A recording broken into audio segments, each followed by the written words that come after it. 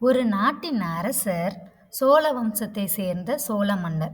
அவர் தன்னுடைய மக்களுக்கு எந்த ஒரு குறையுமே இருக்கக்கூடாது அப்படிங்கிறதுல ரொம்ப கவனமா இருந்தாரு. எல்லா மக்களுக்கும் சமமான நீதி கிடைக்கணும் அப்படிங்கிறதுலயும் ரொம்ப கவனமா இருந்தார். அதனால தான் அவருக்கு மனுநீதி சோழன்னு ஒரு பேரும் உண்டு.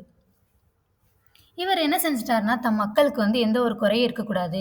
நேரடியா நம்மளே போய் எல்லா குறைகளையும் தீர்க்கணும் அப்படிங்கிறதுல, அவர் என்ன செய்றாருன்னா, அரண்மனைக்கு முன்னாடி ஒரு பெரிய மணி ஒண்ண கட்டி வச்சிருக்காங்க. யாருக்கும் குறை இருந்தா, நீதி கிடைக்கல அப்படின்னா, நேரடியா என்கிட்டயே நீதி கேட்கணும் அப்படிங்கிறது தான் அந்த மன்னருடைய ஒரு குறிக்கோளா இருந்துச்சு. அதே மாரி என்ன செஞ்சுட்டா, மன்னரும் ஒரு மணி வச்சிருந்தாரு. பல வருடங்களாக, பல ஆண்டுகளாக அந்த மணிய யாருமே அடிக்கவே இல்ல. அந்த அளவுக்கு அந்த மன்னர் எல்லாரையும் ரொம்ப நேர்மையா, எல்லாருக்கும் நியாயமா இருந்திருந்திருக்காரு. திடீர்னு அந்த மணி ஓசை கேட்கவும், அங்க இருந்த மக்கள் எல்லாருமே ஓடி வராங்க. யாருக்கோ ஏதோ நீதி வேணும், யாருக்கோ என்னமோ நடந்திருக்கு அப்படி சொல்லிட்டு ஓடி வந்து பார்க்கும்போது, அந்த மன்னரும் வராரு. வந்து பார்க்கும்போது ஒரு பசுமாடு கண்ணீர் மல்க கண் கலங்கினபடி அந்த மணிய அடிச்சுக்கிட்டு இருக்கு.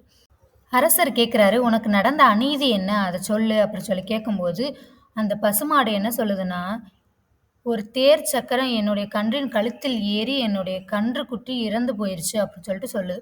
அத கேட்டோனே அரசர் பதட்டத்தோட யார் இப்படி செஞ்சா? என்ன ஏதுன்னு எல்லா விசாரணையும் நடக்குது. அப்பதான் தெரியுது தன்னுடைய மகன், அரசருடைய மகன் தான் தேர் சக்கரத்தில் ஏத்தி அந்த கன்னுக்குட்டிய கொன்றுக்கான் அப்படிங்கிற விஷயம் தெரிஞ்சிருக்கு.